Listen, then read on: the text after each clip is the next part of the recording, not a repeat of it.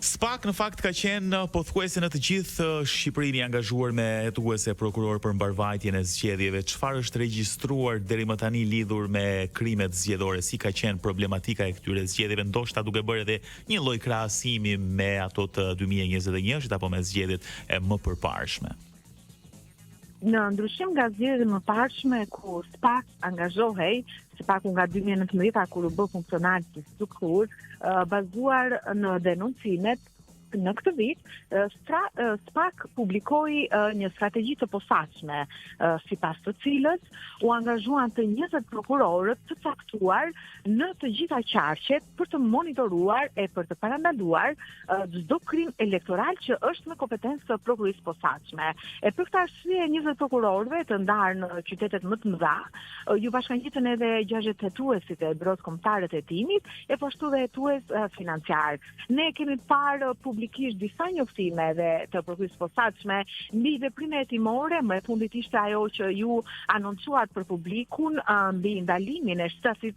Kalosh Peposhi, një hetim i prokurisë posaçme i prokurores Anita Jella, që ishte vendosur sipas kësaj strategjie për të monitoruar krimet elektorale në Kukës. Kalosh u arrestua për korrupsion në zgjedhje, është 34 vjeç dhe është nga qyteti i Kukësit. Ai dyshohet se së bashku me kryeplakun Gazment Peposhi u angazhuan për të blerë vota për subjektin Partia Social-Demokrate. Dhe natyrisht në disa fshatra mbi teknikat kryesisht edhe të përgjimit, por prokuroria thotë gjithashtu se do të vazhdojmë me të hetimet për të kuptuar se në çfarë përmasash janë shitur, janë bler votat për qarkun e Kukësit. Sidoqoftë janë sekuestruar edhe një shumë lekësh, 205.000 lekë të reja, gjithashtu 525 euro, një iPhone që do kontrollohet, do këshyret për të parë bisedat e mundshme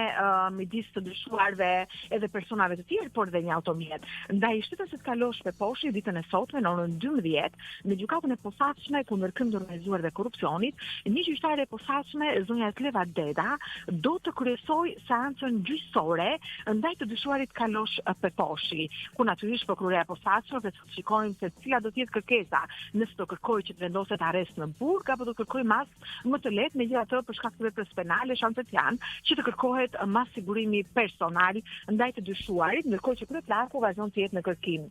Nga ana tjetër, rasti tjetër i bërë publik dhe që sërish është për shkak të SPAK-ut, hetimeve të SPAK, lidhet me një qark tjetër siç është qark policie Ridedi, dhe në këtë dosje hetimore të hetuar nga 2 prokurorët e posaçëm, zonja Doloreza Musabelliu dhe zoti Sotir Klapi, që ishin vendosur në Fier, u ndalua shtasi Pandeli Bozha.